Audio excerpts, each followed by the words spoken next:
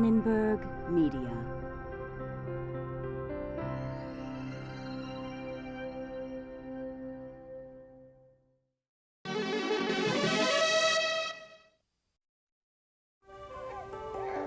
What makes a premature infant who is massaged regularly develop faster than one who is rarely touched?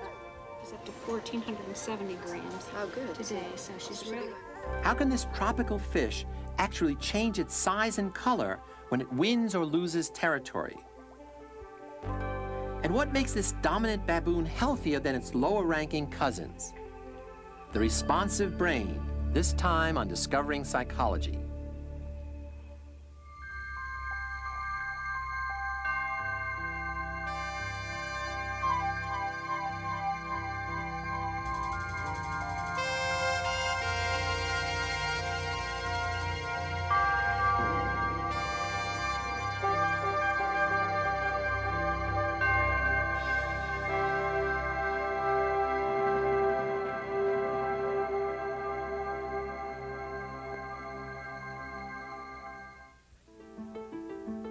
The brain is the organ of life, the inner universe of intelligence, passion, pain, and creativity.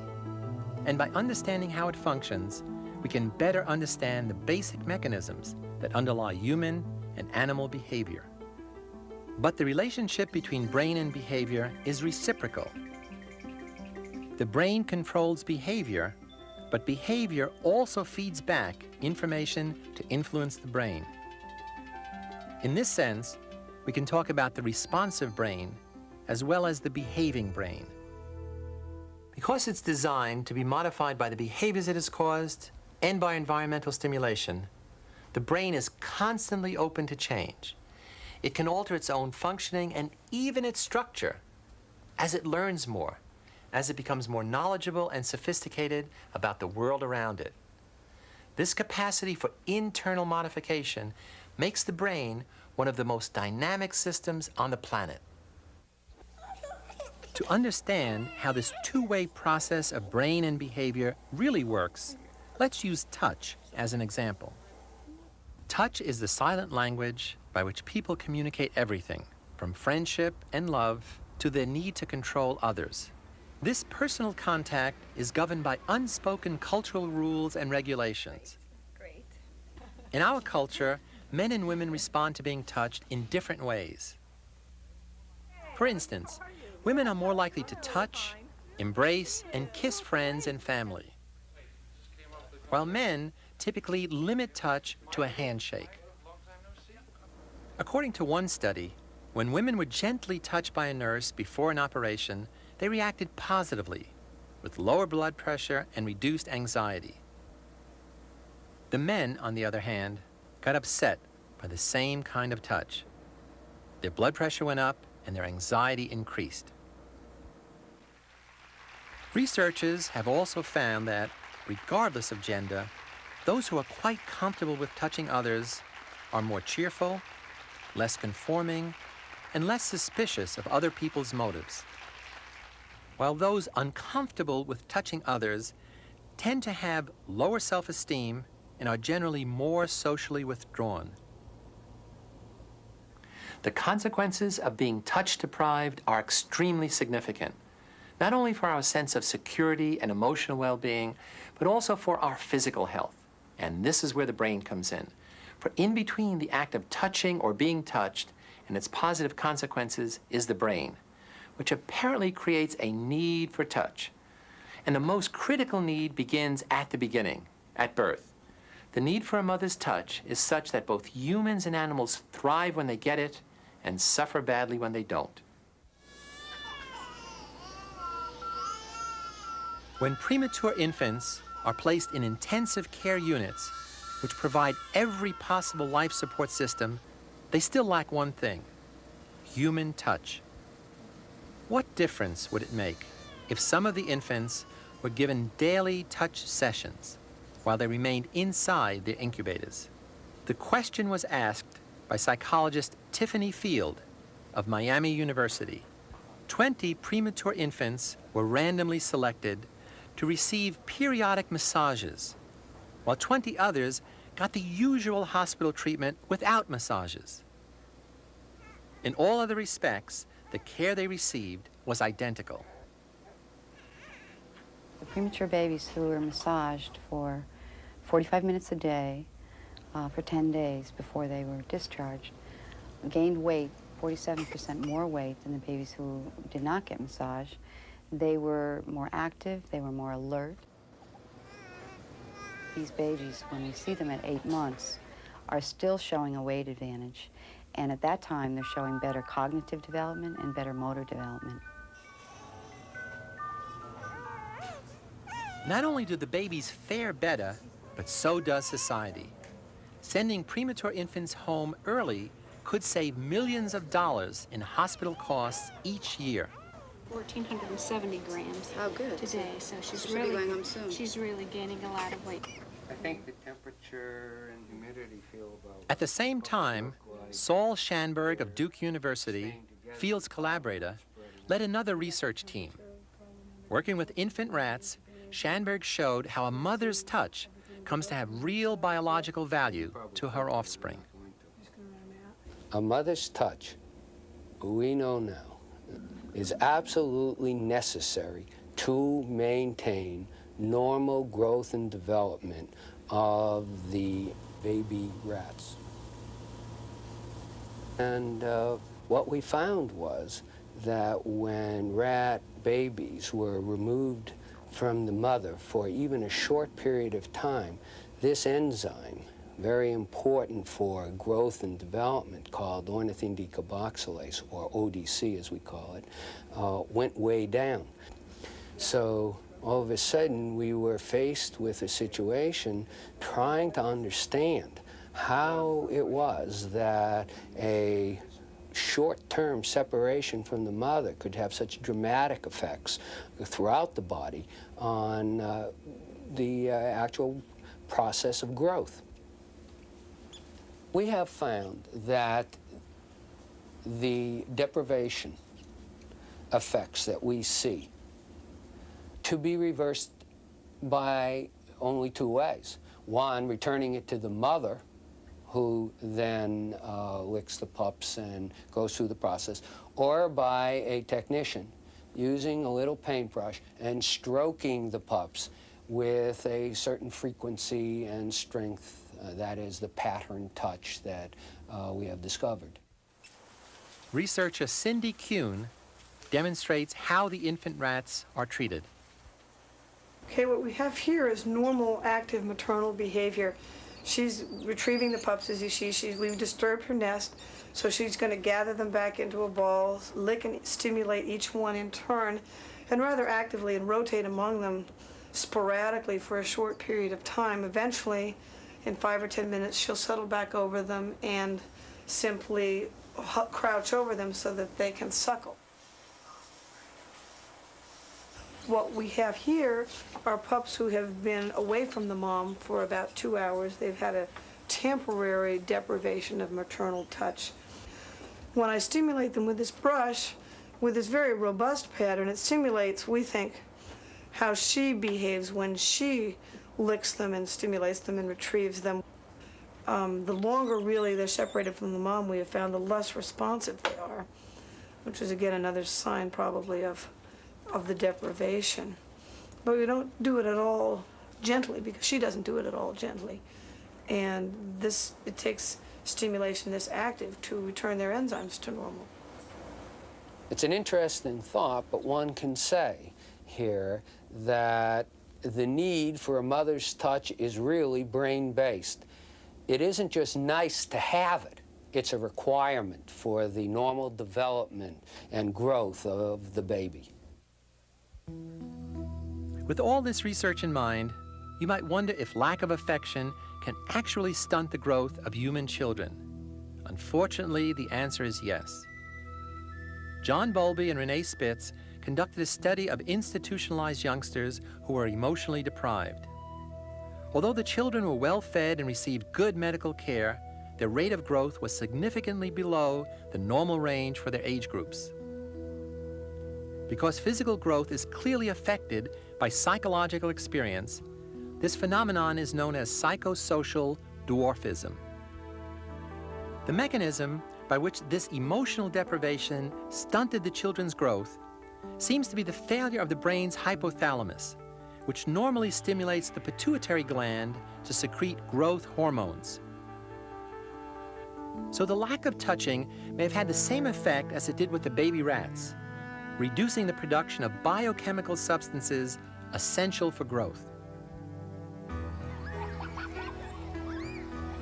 But whenever children are placed with a loving family, they begin to return to normal size. In one study, these children who had been emotionally deprived caught up with their peers by growing an average of nearly 8 inches in a year. The normal growth for that period is only 2.5 inches. So it's clear that the functioning of the brain can be altered by behavior and by the social environment. But what about its very structure? One of the first attempts to demonstrate permanent alterations in the structure of the brain came in a series of studies at the University of California at Berkeley. A research team led by Mark Rosenzweig studied the effects of raising rats in an enriched, stimulating environment as compared to ordinary or impoverished environments. Not only were the enriched environment rats superior learners in adulthood, their brains were physically changed by their experience. The brains of the stimulated rats grew larger, with a thicker cortex, especially the occipital cortex, the region responsible for vision. Also, there was a greater number of certain neurotransmitters, and there were more and larger spines on the dendrites, the branch fibers of neurons which receive signals from other neurons. These sorts of physical changes in the brain can have a lifelong effect. Studies have shown, for instance, that touching newborn rats not only stimulates growth, as we've seen, but also helps them to cope better with stress throughout their lives. And this, in turn, serves to reduce the normal effects of aging, such as learning difficulties and diseases of senility. Michael Meany is a developmental psychologist at McGill University. He's investigating how early experiences can change an animal's brain and behavior. In particular, how the animal is affected by stress and the release of hormones called glucocorticoids. When you expose any mammalian species, animal, human, to a stressful situation, there is an enormous increase in the secretion of glucocorticoids. These hormones increase the heart rate, they decrease digestion, and in general allow the organism to better be able to cope with the challenge presented by the stressor. The problem with extensive exposure to these glucocorticoids is that they can actually literally kill brain cells, specifically the glucocorticoid-sensitive neurons within the hippocampus. The hippocampus is a structure that is absolutely critical for learning and memory. And the problem that you face is that with the degeneration of hippocampal neurons in the aged animal is that you begin to see the brain less capable of processing information, and you see profound deficits in learning and memory. What we're trying to do in these experiments is to examine the ability of the animal to learn and remember events, particularly spatial events. Now, rats are proficient but reluctant swimmers. And if you put them in a pool of water, they'll use the first opportunity they can to get out of the water. When you compare the handled and non-handled animals, the older handled animals look very much like the younger animals. Within a very few number of trials, the animals are quickly able to learn where the platform is located, and it takes them very little time to swim to the platform and get out of the water. When you look at the older non-handled animals, these are the animals that show you major hippocampal cell loss. These animals take an awful long time to learn where the platform is located and show you very, very poor memory for where the platform is located.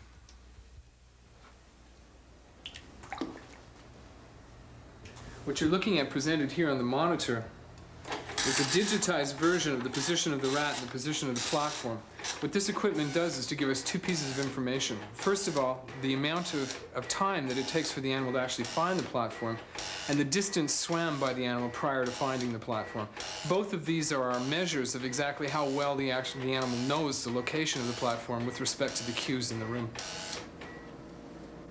The question that we're trying to pose is that could an individual's ability to cope with stress be a factor that predicts whether or not we see intellectual impairment in individuals and how early it shows up? It's very possible that the individual differences in intellectual functioning among elderly people are really related to their ability to cope with stress. And so that in the individuals who are showing you intellectual impairments, 55, 60 years of age, that these people might be like the non-handled rats, less capable of dealing with a stressor, more likely to show you increased glucocorticoid exposure, more likely to show you loss of hippocampal cells, more likely then to show you the cognitive impairments that derive from these hippocampal damage. But perhaps the clearest and most startling example of the brain altering its structure and functioning in response to social situations can be seen when the brain works together with evolution to ensure the survival of the fittest.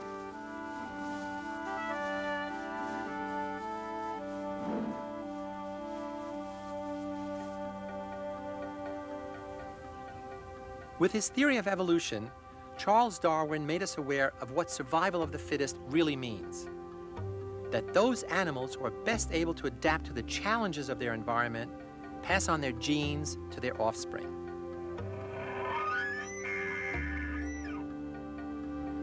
Russell Fernald of Stanford University is a new breed of psychological scientist, a neuroethologist who applies the methodologies of brain science to the study of animal behavior in their natural habitats. His work dramatically illustrates the interaction of brain, behavior, and environment.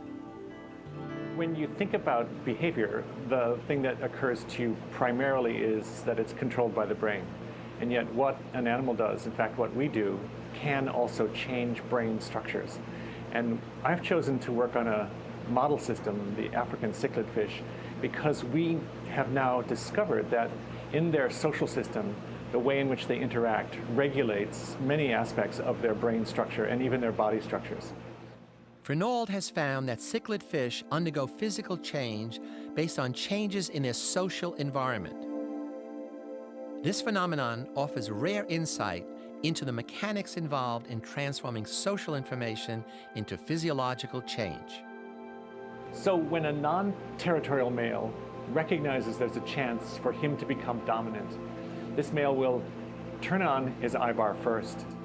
Slowly, the brighter colors will appear on his body. He'll begin attacking and chasing another male and occupy a territory through vigorous defense. Inside, what's happening is a very interesting set of signals go from the recognition of this social opportunity to a region of the brain called the hypothalamus. This hypothalamic region is conserved across all vertebrates. We have one as the fish do. In the brain region, the hypothalamus, cells containing a particular signaling peptide in this fish get 8 times larger. They send out 8 times as much signal. That signal goes to the pituitary gland, which then signals the gonads. And the gonads enlarge also by several orders of magnitude in these dominant males.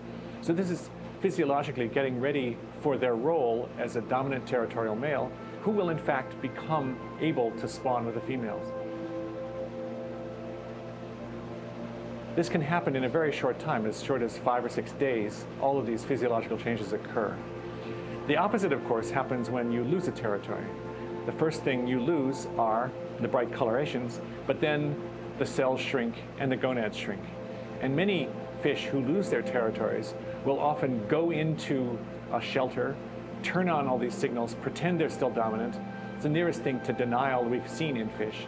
And if they're successful in pretending they're still territorial, they can hang on to their gonads for up to 2 or 3 weeks.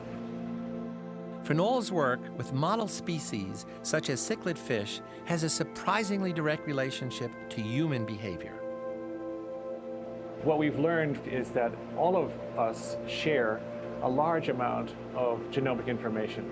So, for example, when this animal becomes territorially dominant and turns on a set of genes in the hypothalamus, one of those genes is regulating a peptide, which in this fish is 90% identical to the peptide in humans that's turned on at puberty. So we can look at the human condition and find parallels, and in fact interesting ones. Perhaps the best described now is something called stress dwarfism. Stress dwarfism was thought to have afflicted James Barrie, the famed author of Peter Pan. Barrie suffered an early childhood trauma over the tragic death of his only brother, his mother's favored son. The mother went to bed in a Victorian swoon and spent essentially 2 years in bed. Each time she saw James, who would come in to talk to her, she'd say, "Oh dear, it's you, James. I was hoping Douglas had returned."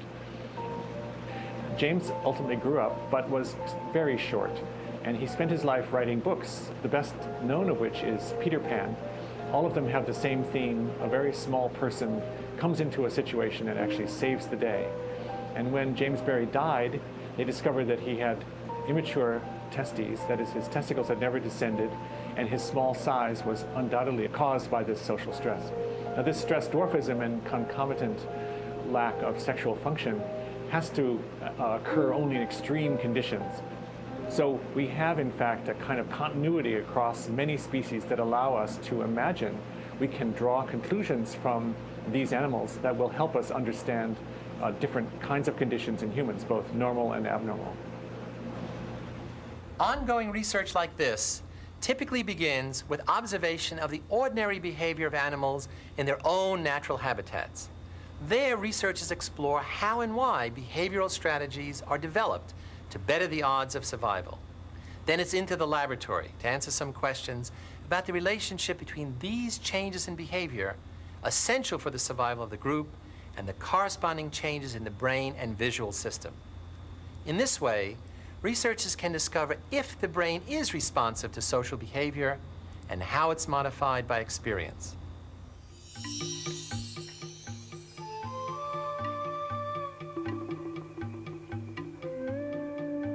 Our final example of the responsive brain, driven by behavior, comes from another combination of field study and laboratory research, this time with baboon colonies in East Africa.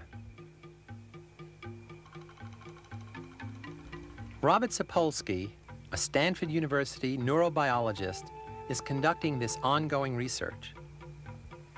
Probably the most interesting thing about the social structure of baboons is just how social they are. Basically, a baboon makes no sense at all out of the context of its large social troop. 100, 150 animals all living together, years for decades on end. And the critical thing about them is who you are in the troop, who you are in the dominance hierarchy, has everything to do with your quality of life. It looks as if you get your high rank first, and then your body starts working better. It looks as if the behavior, the dominant status here among these animals, is what drives the physiological changes. What you wind up wondering then is, what is it about suddenly achieving high rank that makes your body function differently, that makes, especially during stress, every aspect of your body work differently? As far as we can tell, and what people know about stress, it has a lot to do with control and predictability. And for a dominant animal, they have a lot more control over what's going on in their life than a subordinate animal. But Sapolsky also found that the style of dominant behavior among baboons, not just their rank, had a lot to do with their stress level. Baboons, like humans, will sometimes compete with each other, even when they don't have to. It turns out if you're a high-ranking baboon, there's a lot of different ways of doing it. Having lots of cooperative partners, having none at all. Having lots of close affiliative friendships if you want, having none at all. And the styles that involve the most social involvement seem to have the best physiology. What's pretty clear is if you study a close relative of ours who has a lot in common with our behavior, you get a lot in common with the physiology. The striking thing about the baboons is they have a pretty stressful life, but much like ours, it's not stress because they're starving or there's famines or droughts or whatever. It's stressful for them because they're pretty tough with each other. It's a very socially competitive world, much like our own in a lot of ways. Very few of us are having our stress responses because of axe fights or crop failures or whatever, most of us because of social reasons. What's pretty clear from the baboons in terms of getting at the whole issue of why do some of us get sick, why do some of us get stress-related diseases, what the baboons tell us is there's an awful lot of individual differences there. Who you are in a baboon society has everything to do with how your body's working.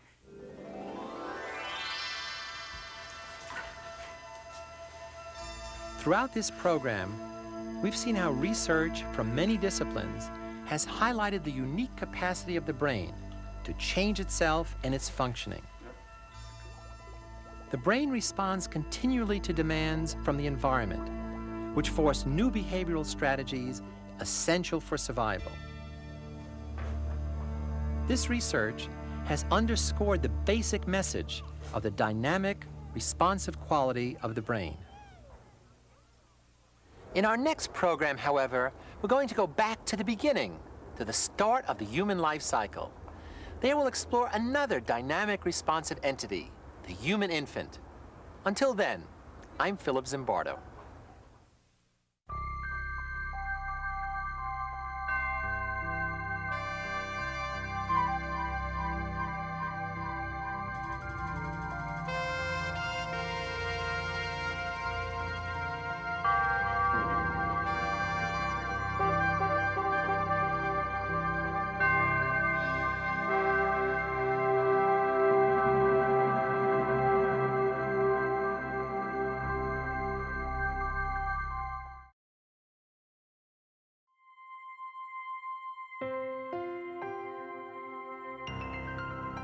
Annenberg Media.